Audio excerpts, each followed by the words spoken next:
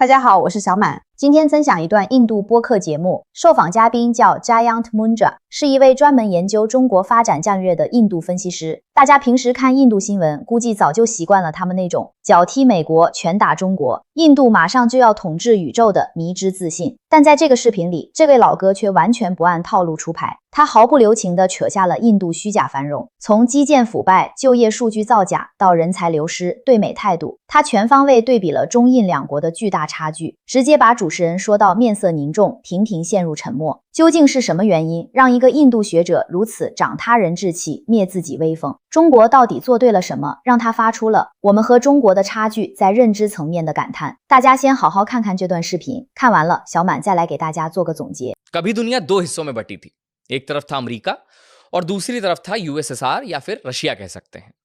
मगर इसमें अब तीसरा प्लेयर आ चुका है, उसका नाम है चीन। जब पूरा विश्व अमेरिका से घबराया हुआ नजर आता है, तब चीन उसे आंखें दिखाता है। आखिर ऐसा कैसे हो पा रहा है? क्या चीन सच में सुपर पावर बन चुका है? क्या चीन सच में अब किसी से नहीं डरता? सारी मार्केट को उसने डोमिनेट कर लिया है और इस रेस में भारत कहां पर है?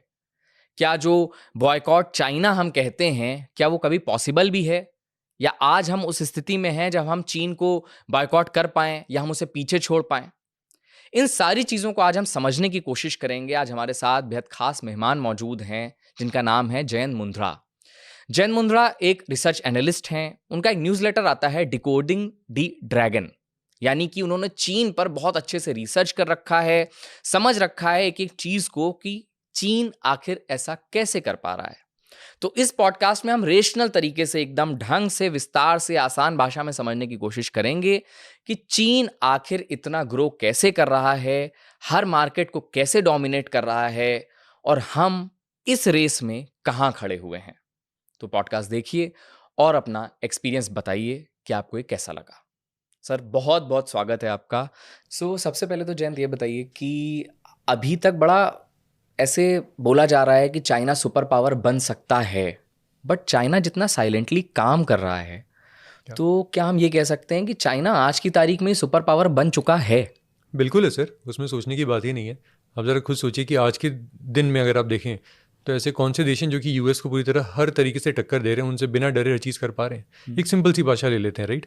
जब यूएस किसी देश के ऊपर सैंक्शन लगाता है, रशिया तक काफ़ी हद तक उसके पालन करता है, ठीक है, चाइना नहीं करता है, एंड कोई उसका कुछ नहीं बिगाड़ पाता है। यूएस ने ईरान के ऊपर सैंक्शंस बहुत पहले से लगा रखे हैं, सब ने उसे तेल लेना बंद कर दिया था। चाइना ने जाके क्या बोला, मार्च 2021 जाके बोलती है हम एक 25 साल की डील हम साइन कर रहे हैं, कंप्रिहेंसिव स्ट्रैटेजिक पार्टनरशिप, जिसके अंदर हम आपके देश के अंदर $400 बिलियन का निवेश करेंगे 25 साल के अंदर, और ये हार्ड इंफ्रास्ट्रक्चर के अंदर निवेश होगा।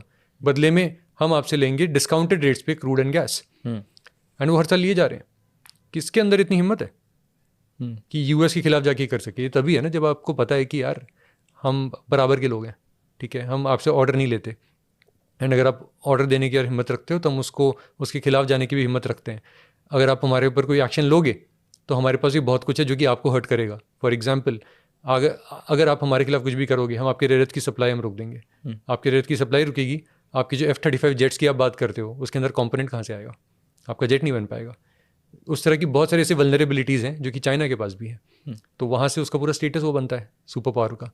और कितने देश हैं जो हम जानते हैं ऐसा कर सकते हैं। हमारी भी डील थी ईरान के साथ में, राइस फॉर ऑयल, हम कि मतलब हम आपको चावल देंगे, आप हमें तेल दो डिस्काउंटेड रेट पे, कि उनके पास शॉर्टेज वाला होती है, दुनिया कोई उनसे ट्रेड नहीं कर सकता था, उस तरह की दिक्कत थी। जब इन्होंने यूएस ने अपना प्रेशर बढ़ाया, हम तो पीछे हट गए। हमने चाबहार में पैसे नहीं दिए, इतना पैसा लगाया इस बार, एक बजट में ₹1 नहीं अलॉट किया। So to be very frank on that one, जितना जो कमिट किया गया था उतना वहाँ लगा दिया गया, लेकिन और उसको बढ़ाने का वगैरह जो कुछ भी था वो सब कुछ खत्म हो गया, राइट। एंड ये सब क्यों हुआ? ये कहीं ना कहीं प्रेशर है। अदरवाइज स्ट्रैटेजी के लिए तो हमारे लिए बहुत ज़्यादा इंपॉर्टेंट है, जो हम पूरा बोलते हैं INSTC का कॉरिडोर बनाएंगे, रशिया तक सीधा पहुँचने का, एटसेट्रा, यूरोप तक का पूरा ऑल्टरनेट रूट बनेगा। सब कुछ ईरान से होके जाना था ना, और हम तो वहाँ कुछ कर ही नहीं रहे। एंड ऐसा नहीं कि हमारी गलती है, इट्स मोर अबाउट हमें पता है हम यूएस से टक्कर नहीं ले सकते हैं, ये हमारी ग्राउंड हकीकत है। हम कितना ही बोलें कि मतलब हम विश्व गुरु एटसेट्रा, हम नहीं है। हम वो बनने का पोटेंशियल रखते हैं, शायद कल को हम वो बने, आज के नहीं है, तो हम यूएस से टक्कर नहीं ले सकते, तो हमें उनके हिसाब से चलना पड़ता है। चाहे वहाँ पे यूएस के प्रेसिडेंट की गद्दी पे बैठा हो आदमी कितना ही बेवकूफ़ क्यों ना हो, कुछ भी क्यों ना हो, पर वो यूएस का प्रेसिडेंट है। अगर उसने फैसला लिया है तो हमारे पास ऑप्शन नहीं रहता है, हमें पालन करना पड़ता है। दुनिया की सबसे बड़ी इकोनॉमी हाँ। का प्रेसिडेंट है। लेकिन चाइना वालों को नहीं करना पड़ता है, वो अपना रास्ता खुद तय करते हैं, तो सुपर पावर तो है ही। कैसे, मतलब अगर हम देखें 1980s तक, तो हमसे कुछ उनकी जो इकोनॉमी है, जो जीडीपी है, वो भी कुछ बहुत खास ज़्यादा नहीं थी। एक देश 80 से इतनी आगे निकल गया कि वो आज दुनिया की सबसे बड़ी इकोनॉमी को, $34 ट्रिलियन की इकोनॉमी को टक्कर दे पा रहा है आंख से आंख मिला करके। वो ना दब रहा है ना डर रहा है। दूसरी तरफ हम देख रहे हैं कि वो आकर के, मतलब जो उसको करना है पूरी दुनिया में वो कर रहा है। और हम हैं कि हम अभी भी नेगोशिएट करते हैं, हम अभी भी सोचते हैं कि यार ये करेंगे तो इससे अमेरिका पर क्या असर पड़ेगा, अगर हम ये बोल देंगे तो इससे ट्रम्प कहीं नाराज़ तो नहीं हो जाएंगे। एक देश वहाँ तक कैसे पहुँच गया? आई थिंक ये फंडामेंटल डिफरेंस ना वहाँ से आता है कि उनका डे वन से ईगो इशू है। उन्होंने डे वन से क्लियर रखा है। वो अपने बच्चों को डे वन से सिखाते हैं कि हम एक 5000 साल से पुरानी हम सिविलाइजेशन है, हम दुनिया में सबसे उत्तम थे, सबसे बड़े थे, सबसे कमाल थे। फिर हमारे ऊपर बहुत सारे हमले हुए, सबसे लड़ते लड़ते, आपस में लड़ते लड़ते हम कमज़ोर, हम पड़ते गए। लेकिन अब हमें वापस हमें वो बनना है और वो हमें ही करना है। बच्चे बच्चे के दिमाग में वो डाला जाता है, हमारे यहाँ पे वो नहीं होता। नहीं हो तो रहा है, ये तो हमारे यहाँ भी डाला जा रहा है। हिस्ट्री को लेकर के तो हम बहुत बोल रहे हैं, आज भी नहीं बोल ना रहे हैं। सर, हमारे यहाँ तो ये सिखाया जा रहा है कि हम ऑलरेडी बेस्ट हैं, हम दुनिया के सबसे बड़े, हम दवाइयाँ हम देते हैं दुनिया को, हम दुनिया के आईटी सुपर पावर हैं, हम ये हैं, जबकि हम नहीं हैं। आप जरा सोच के देखिए, क्या हमारे आईटी एक्सपोर्ट्स बूम कर रहे हैं? हाँ जी। सर्विसेज एक्सपोर्ट बूम कर रहे हैं? हाँ जी। हमारी सर्विस इंडस्ट्री कमाल की है? बिल्कुल है। हमारे जीडीपी को आगे बढ़ाने वाली क्या सर्विसेज इंडस्ट्री ये है? लेकिन फिर भी ग्लोबल अगर आप आईटी एक्सपोर्ट्स का मार्केट देखेंगे, हम उसका 4% भी नहीं है। ये बात कोई नहीं है, ये बात कोई नहीं बताता। क्या हमारा पोटेंशियल, अरे चलो बाकी सब छोड़ो, हम दुनिया का 17% पॉपुलेशन है ना, हम 4% आईटी एक्सपोर्ट्स के, हम क्यों खुश हैं? जस्ट बिकॉज हमारे देश में बाकी इंडस्ट्री जो कर रही है उससे तो बहुत बेहतर है, तो हम खुश हो जाते हैं। आपको एक सीधी बात समझाता हूँ। हम जो बोलते हैं ना कि खुश होइए, हम दुनिया की सबसे फास्टेस्ट ग्रोइंग मेजर इकोनॉमी है, चाइना ने तो कभी नहीं बोला। चाइना वाले तो इस पर खुश नहीं कि यार हम 7% पे ग्रो कर रहे हैं, वो 10%, 12%, 15% तक गए। बिल्कुल। और क्या बोल के गए कि इससे फ़र्क नहीं पड़ता हम 7 पे बढ़ रहे हैं, 15 पे बढ़ रहे हैं, हमें उस रेट पे ग्रो करना है कि हमारी जो पॉपुलेशन के जो चैलेंजेस हैं वो हमें मीट करने होंगे, उसको हमें फुलफिल हमें करना होगा। और उतना हो पा रहा है तो 6 भी अच्छा है, नहीं हो पा रहा है तो 15 भी बुरा है। ये एक सिंपल सा मैथ होता है। हम उसी पे खुश हो जाते हैं कि दुनिया में कोई इस रेट पे ग्रो नहीं कर रहा, हम तो कर रहे हैं ना। तो उस कारण से ये होता है कि हमने खुद एक लिमिटिंग बैरियर लगा रखा है। 7% पे कर रहे हो तो ताली बजानी है यार, पर क्या उससे हमारी अनएम्प्लॉयमेंट की प्रॉब्लम जा रही है? मैं आपको एक सिंपल सी भाषा में बोलता हूँ। हमारी सरकार का स्टार्ट ये बोलता है कि PLFS का सर्वे होता है, उसके आधार पे देखें तो हमारे देश में जो अनएम्प्लॉयमेंट है वो लगभग आपका 4.5 से 5.5% के बीच में चलता है, किसी भी महीने का उठाएंगे तो। यूथ अनएम्प्लॉयमेंट उसके हिसाब से देखेंगे तो वो आता है आपका लगभग 14 से 15% के आसपास। दोनों ही नंबर जो ग्राउंड रियलिटी आपको पता हो उससे तो बहुत अच्छे लगते हैं, तो आप बोलेंगे यार चलो कुछ तो हो रहा होगा। अब कमाल की बात ये है कि कोई आदमी आके ये नहीं पूछता है नंबर कैलकुलेट कैसे होता है।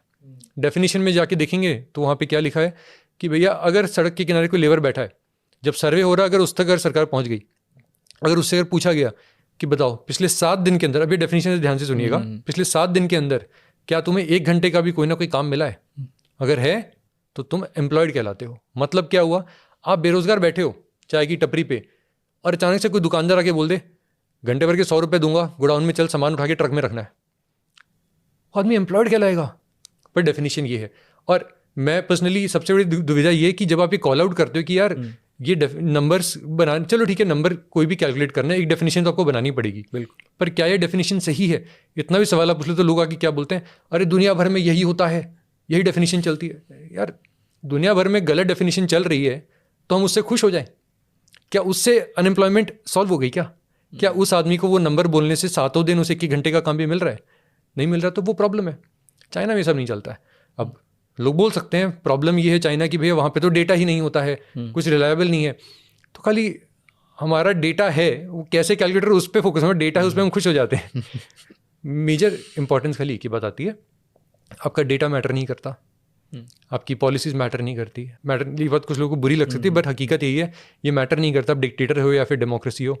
मैटर ये करता है कि आपका सिस्टम लोगों की ज़िंदगी को बेहतर बनाता है, कि आपका सिस्टम आपके आने वाले बच्चों के लिए एक फ्यूचर इंश्योर करता है कि हाँ वो अच्छा जीवन जिएंगे। क्या आपका सिस्टम ये इंश्योर करता है कि आपके बेसिक्स सिक्योर हों। बेसिक्स का मतलब ये नहीं होता कि हाँ भैया देखो हमारे देश में सबको ज़मीन मिल रही है, रहने के लिए मिलेगी, सर पे एक छत मिल रही है, खाली उतना नहीं होता। ये भी होता है कि आपको पीने के लिए स्वच्छ पानी मिलेगा, अच्छा पानी मिलता है। अगर आप बीमार हो जाए, कुछ हो जाए, तो ये नहीं हो कि भैया डॉक्टर ही नहीं है, कहाँ जाएं, और डॉक्टर है तो डॉक्टर ऐसा है जो कि मतलब पता ही नहीं वो मतलब कहाँ से आया है, उसको कुछ आता भी नहीं आता है। ये नहीं होना चाहिए, राइट। सिमिलरली अच्छा सिस्टम तो वो होता है ना जहाँ पे मतलब आदमी को हम सक्षम बनाएं कि देखो कुछ भी हो तुम कमाने के लिए सक्षम हो, अपॉर्चुनिटीज़ की कमी नहीं आने देंगे, राइट। हमारे लिए तो वही नहीं, बेसिक्स तो सिक्योर हम कर ही नहीं रहे, कोशिश ज़रूर कर रहे हैं। मैं पहले ये बोल देता हूँ, पहले जो था, ठीक है, और पहले मतलब ये नहीं कि 2014 के पहले, हम 1994 में जो थे 2004 में उससे बेहतर थे, 2004 में जो थे 2014 तक उससे बहुत बेहतर हो चुके थे, 2014 में जो थे आज उससे बहुत बेहतर हैं। पर क्या इससे हमारी ग्राउंड हकीकत बदलती है? और इसका सबसे सिंपल जो आपको रीज़न दिखेगा ना वो एक ही होता है। चाइना और इंडिया में एक बड़ा फ़र्क है। हम हमेशा से बोलते हैं सबको ऊपर लेके जाना है, सरकार के पास इतना पैसा है नहीं कि वो सबको एक साथ ऊपर लेके जा सके। तो रिजल्ट ये होता है सबको ऊपर ले जाने के चक्कर में इतना वो छोटे छोटे पैसे बच जाते हैं असल काम के लिए कि कोई ऊपर नहीं जा पाता, सेलेक्ट कुछ लोग आगे बढ़ते हैं। चाइना ने क्या बोला कि भैया जिसमें लायक है उसको ऊपर लेके जाएंगे, ठीक है। इसका आउटकम क्या आता है? लोग ये चीज़ रियलाइज़ नहीं करते। चाइना की पॉपुलेशन कितनी है? लगभग हमारे बराबर, हमसे थोड़ी सी कम है आज के दिन। उस पॉपुलेशन में 60 करोड़ लोग आज भी ऐसे हैं जिनकी पर कैपिटा इनकम $2000 से कम है। तो कोई अच्छी इनकम नहीं है उनकी, लेकिन एट द सेम टाइम उनके पास लगभग 75 करोड़ लोग ऐसे हैं जिनका पर कैपिटा इनकम हमसे बहुत हाई है, राइट। हमने उसको सॉल्व नहीं किया। हमने क्या किया? हमने ऐसा सेटअप बनाया है, ऐसा सिस्टम बनाया है जहाँ पे सबका पर कैपिटा इनकम बढ़ाने के चक्कर में किसी का भी नहीं बढ़ता है, और सेलेक्ट जिनका बढ़ता है वो बहुत ज़्यादा कॉन्सेंट्रेटेड वे में बढ़ रहा है। आप ज़रा सोच के देखिए, मैंने अभी कुछ दिन पहले जब मैंने पढ़ा तो मैंने देखा ट्विटर पे ये बेसिकली पोस्ट जब आया तो लोग मजाक उड़ा रहे हैं, लोग चाइना चाइना करते हैं। 60 करोड़ लोग तो ऐसे हैं जिनकी पर कैपिटा इनकम $2000 भी नहीं है, तो क्या फालतू की तारीफ हम कर रहे हैं? आई एम लाइक यार $2000 है ना 60 करोड़ लोगों की। हमारे देश में एक प्रदेश है यूपी, हम अभी यूपी में ही बैठे हैं, right. No offence to anybody, but UP का जो पर कैपिटा इनकम है वो लगभग $1200 पर $1200 है। तो 25 करोड़ की आवाम है यहाँ पे, वो 60 करोड़ लोगों के लिए $2000 कम से कम इंश्योर कर रहे हैं ना। Let us target that. आज मीडिया जब आप ये बोल रहे हैं तो मुझे याद आ रहा है कि आज सुबह सुबह लगभग सारे न्यूज़ चैनल्स की ये हेडलाइन रही है कि पाकिस्तान में पेट्रोल कितना महंगा है। 500 रुपये से ज़्यादा का लीटर पेट्रोल मिल रहा है। तो खुश रहो भाई, तुमको तो कम में मिल रहा है। लेकिन आप जो सवाल कह रहे हैं वो बहुत ज़रूरी है कि भाई आपको उससे क्या मिल रहा है, आप कैसे ग्रो कर रहे हैं। आप अपनी ग्रोथ को किसी कम ग्रो कर रहे व्यक्ति से देखना चाहेंगे तो आपको बड़ी खुशी होगी, अदरवाइज फिर आप ग्रो ही नहीं कर पाएंगे। यहीं से मेरा दूसरा सवाल भी है कि जो आप ये चीज़ कंसर्न सामने आ रही है कि एक जगह पर हम सबको लेकर के साथ चल रहे हैं, बट यहीं तो ये सवाल है कि हम वेलफेयर स्टेट हैं, हम डेमोक्रेसी हैं। हमको डेमोक्रेसी का जो पहला नियम है वही ये है कि जो सबसे अंतिम पंक्ति में बैठा इंसान है, तबके का इंसान है, आपको पता ही है तानाशाही है। अब इन दो चीज़ों का डिफरेंस क्या यहाँ पर क्रिएट हो जा रहा है जिस वजह से हम उतना अच्छे से ग्रो नहीं कर पा रहे हैं और चाइना ग्रो कर गया? ये सवाल बहुत पूछा जाता है। आप मुझे एक बात बताइए, इंडिया के जो अमीर लोग हैं, जो पैसे वाले हैं, ज़्यादा से वो छोड़ के देश जा रहे हैं, हम अक्सर ये सुनते हैं, राइट। वो कहाँ जा रहे हैं? अधिकतर लोग जा रहे हैं आज के दिन या तो सिंगापुर या फिर वो जा रहे हैं यूएई, ठीक है। बिल्कुल। सबसे अहम रीज़न ये है कि इंडिया से आपकी फैमिली है, इंडिया में सारा काम चलता है। दुबई या सिंगापुर आना जाना आसान है, जितना दिल्ली से मुंबई का ट्रैवल है उतना यहाँ पे होता है, तो वहाँ से अपना ऑपरेट करते हैं। ये दोनों देश कौन से हैं? Singapore has been known to be an autocratic nation, democracy लेकिन ऑटोक्रेटिक है। आप दुबई की आप बात कर रहे हैं, यूएई पूरा का पूरा आपका क्या है? It's a dictatorship. इंडिया के जो मेरिटोरियस लोग हैं उनको तो वहाँ से काम करने में कोई दिक्कत नहीं आ रही है। मैं आपको सीधी ये बात यहाँ पे समझाने की कोशिश कर रहा हूँ, इससे फ़र्क नहीं पड़ता कि आप डेमोक्रेसी हैं या फिर डिक्टेटरशिप हैं। फ़र्क इससे पड़ता है कि क्या आपका सिस्टम देश के हित में काम कर रहा है कि नहीं कर रहा है। एक सिंपल सी बात है, अगर हम डेमोक्रेसी भी हैं, हम इकलौती डेमोक्रेसी नहीं है। हमारा प्राइड इस चीज़ से आता है कि दुनिया के जो भी कॉन्स्टिट्यूशन थे, ये हमें बचपन से सिखाया गया है, दुनिया भर की जो भी कॉन्स्टिट्यूशन सबका स्टडी किया गया और फिर उन सब के बेस्ट चीज़ें लेकर के हमने दुनिया का सबसे बड़ा कॉन्स्टिट्यूशन बनाया। क्या फ़र्क पड़ता है उससे? दुनिया में हमसे छोटे कॉन्स्टिट्यूशन जो लिखे गए हैं, ऐसे देश भी, हमसे छोटी डेमोक्रेसीज भी हैं जहाँ अपनी डेमोक्रेसी ने अच्छे आउटकम दिए हैं। वहाँ के न्यूजीलैंड आप देख लीजिए, आप ऑस्ट्रेलिया देख लीजिए, ऑस्ट्रेलिया के पास 100 दिक्कतें होंगी, पर वो है तो डेमोक्रेसी। वहाँ के लोगों को ये दिक्कतें नहीं देखनी पड़ती। मैं दिल्ली मुंबई एक्सप्रेस वे जो है अभी जो नया नया बना है, पूरा बना भी नहीं है बाय द वे, मैं उसके पर्टिकुलर कुछ स्ट्रेचेज जिसका मैं उपयोग करता हूँ। मैं फरीदाबाद में रहता हूँ, तो नोएडा आना है तो उसका मैं इस्तेमाल करता हूँ, गुड़गांव जाना है तो भी मैं उसका यूज़ में आजकल करता हूँ। आपका सोना की तरफ अगर जाना होता है या मानेसर तरफ जाना है तो बेस्ट रूट है वो। ठीक है।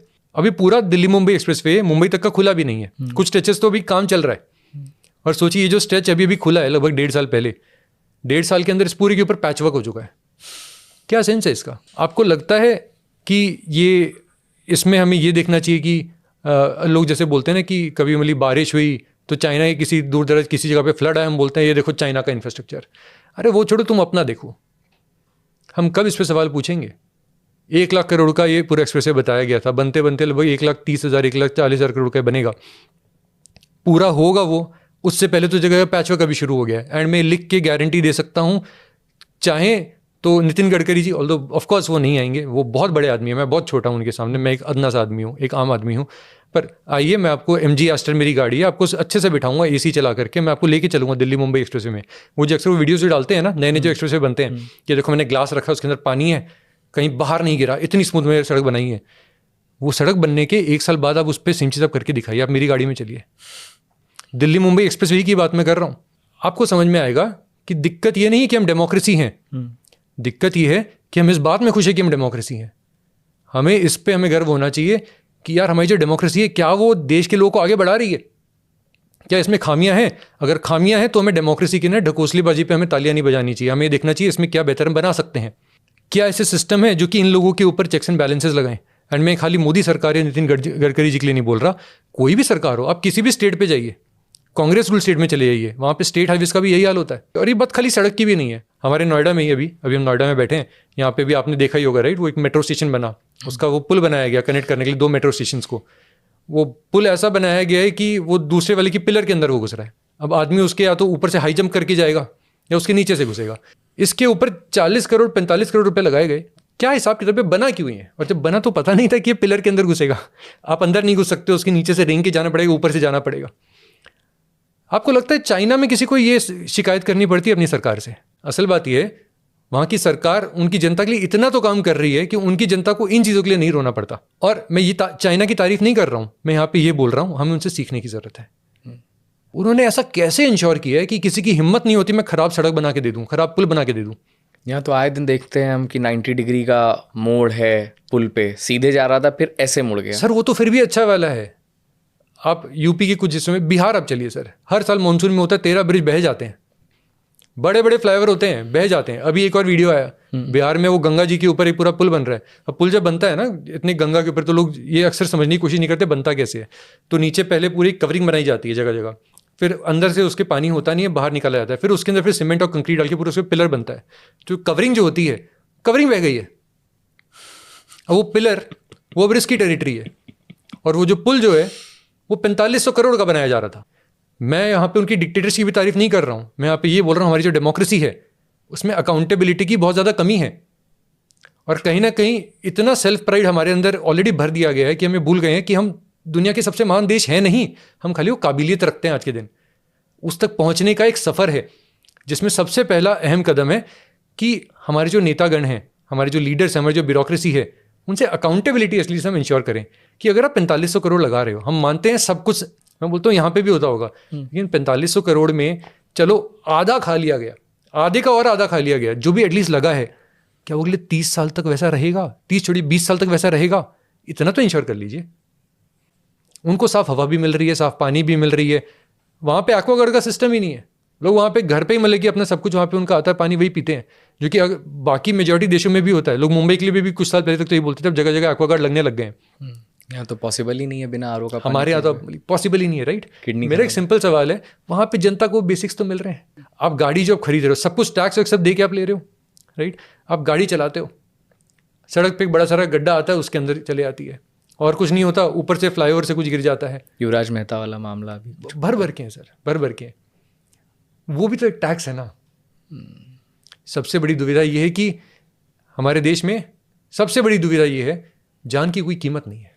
ये जो बेसिक बातें हैं, इसके ऊपर भी जब कोई सवाल उठाए तो अच्छी खासी जो आवाम है वो मतलब कि उल्टा आपके ऊपर सवाल कर देती है कि तुम खाली सवाल क्यों पूछ रहे हो, तुम खुद क्यों नहीं सॉल्व कर देते। अरे एक बात बताइए जनाब, बीट यू, आप मीडिया हैं, बीट मी, मैं आम आदमी हूँ, राइट।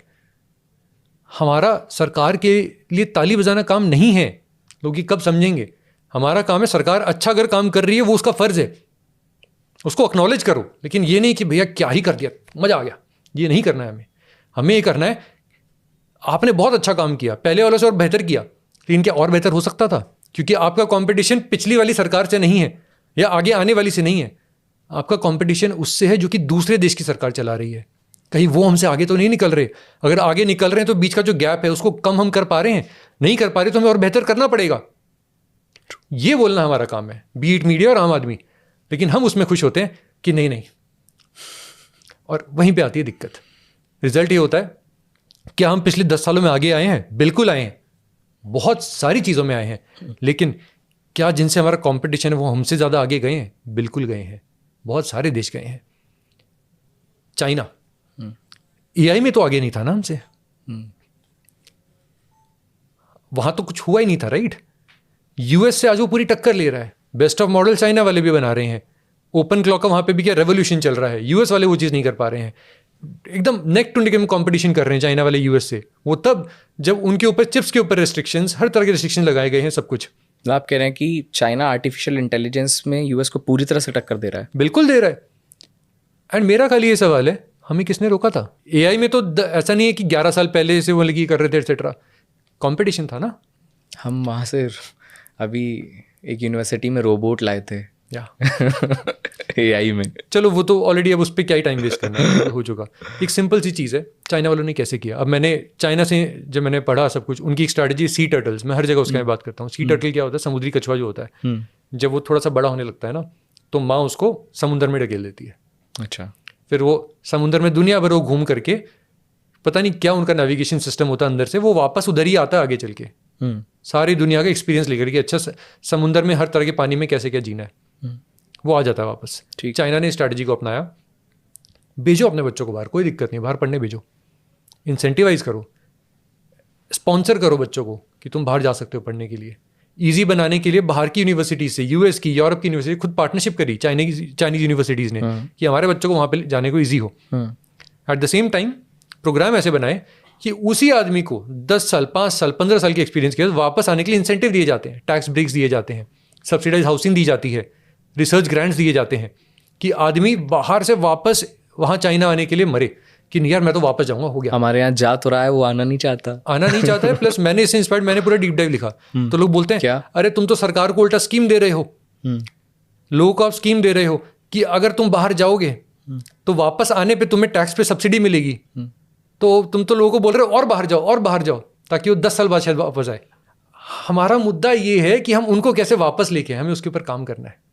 देश को कैसे इतना बेहतर बनाए कि आदमी बाहर जाए लेकिन ये सोचिए कि मेरे को ना वापस आना है, उसमें कोई बुराई नहीं अगर वो वापस आना चाहता है, वहाँ से बेस्ट सीख करके, बेस्ट ले करके। चाइना ये कर रहा है। मैं आपको बहुत प्यारा एग्जांपल देता हूँ। चाइना में एक कंपनी है टेंसेंट, ये दुनिया की सबसे बड़ी टेक जायंट्स में से एक है। ठीक है। टेंसेंट का जो चीफ एआई साइंटिस्ट है, ठीक है, वो मेटा के one of the senior most AI officials में से एक था। ठीक है, वो एक चाइनीज नेशनल था जो कि वहाँ पे गया, 15 साल उसने यूएस में काम किया, मेटा में भी काम किया, ओपन एआई में भी काम किया, सब कुछ किया। लास्ट में अभी जब पिछले साल हमने देखा ना कि मेटा बेसिकली अग्रेसिवली हायर कर रहा था, तो किसी को $100 मिलियन का पैकेज है, किसी को $1 बिलियन का पैकेज दे रहा है। पैकेज वो लोगों को नहीं पता, वो 4 साल की डील है, 5 साल की जो भी, लेकिन फिर भी बहुत कमाल के पैकेज हैं। उसमें उन्होंने मेटा में गए और फाइनली क्या हुआ, छोड़ छाड़ के चले गए टेंसेंट, चाइना। ये समुद्री कछुआ था, ऐसा नहीं है स्पाइंग है, लेजिट स्ट्रैटेजी है। वो बोल रहे हैं हम तुम्हें टैक्स रिबेट देंगे, तुम्हारे इनकम टैक्स कम हो जाएगा, तुम्हें सब्सिडी हाउसिंग मिलेगा, तुम्हारे बच्चों के लिए ये सब मिलेगा, एटसेट्रा एटसेट्रा। उसके बल पे आदमी वहाँ पे वापस जाता है, और वो सारी चीज़ें जो वहाँ सीख के आया है वो यहाँ आकर के बिल्कुल है। चाइना तो ये स्ट्रैटेजी अपनाता ही रहता है कि पहले अपने लोगों को भेजो और फिर उनको सीखने दो और फिर उनको बुलाओ और वो करो। बिल्कुल, हम भी कर रहे थे सर। सबसे बड़ा एग्जाम्पल मैं सबको देता हूँ, अमूल के वर्गीस कुरियन। अमूल किसने बनाया? वर्गीस कुरियन जी ने। ठीक है, उनको सरकार ने अपने पैसे पे बाहर भेजा, उनकी पढ़ाई वढ़ाई सब कुछ स्पॉन्सर की, वो सब कुछ सीख सिखा के वापस आए, उन्होंने यहाँ पे बनाया ना। अगर कहीं पे जा करके हम वहाँ से ज़्यादा सीख करके अगर अपने लोगों को वापस ला के अपने देश को बेहतर बना सकते हैं, हमें वो करना चाहिए। लेकिन उसको हमारी आवाम को जब बताया जाता है तो वो किस तरह से लेती हैं कि अरे नहीं यार, तुम तो लोगों को स्कीम दे रहे हो कैसे देश के बाहर भेजा जाए। हकीकत ये है बहुत सारी ऐसी चीज़ें जिसमें हम अच्छे नहीं आज के दिन। अब दो तरीके अच्छे बनने का, एक है 15-20 साल लगा करके उस पर हम मेहनत करें, एक है अपने लोगों को बाहर भेजो, वो 5-7 साल सीख करके यहाँ पे और चीज़ें बनाएं। बट छोटा सा उदाहरण कि जितनी यूनिवर्सिटीज़ हम देख रहे हैं, टॉप 100 यूनिवर्सिटीज़, उसमें हम हिंदुस्तान के जो बहुत बड़े बढ़िया कॉलेजेस माने जाते हैं यहाँ पर, वो कितने ही हैं। तो अगर यहाँ के किसी बच्चे को मौका मिल रहा है कि वो ऑक्सफोर्ड जाए, वो हार्वर्ड जाए और पढ़ के आए, तो उसमें बुराई क्या है? सर वो नहीं, आप ज़रा एक बात समझिए, एक बहुत सारे साइंटिफिक जर्नल्स होते हैं, उनमें से एक है नेचर्स इंडेक्स। आप किसी का भी उठा लीजिए, मैंने एक खाली एग्जांपल के लिए कि उसका नाम हमें पता है, आप किसी का भी उठाइए आपको सिमिलर ट्रेंड दिखेगा। नेचर्स इंडेक्स में सालों साल से रिसर्च के लिए जो मतलब कि जो कितने मतलब की फाइलिंग्स वार हो रही है एटसेट्रा, उसका जो रैंकिंग वाला निकलता है, नंबर 1 पे हमेशा एक आता था हार्वर्ड। ठीक है। 2025 में पहली बार हुआ है, चाइना की एक यूनिवर्सिटी ने उसको ट्रम्प किया है। मोर इम्पॉर्टेंटली आज से 10 साल पहले वो टॉप 10 में खाली एक चाइनीज़ यूनिवर्सिटी आती थी, आज के 10 में से 9 चाइनीज़ है। मतलब चाइना एजुकेशन में भी आगे निकल रहा है, R&D में आगे निकल रहा है, सब कुछ निकल रहा है।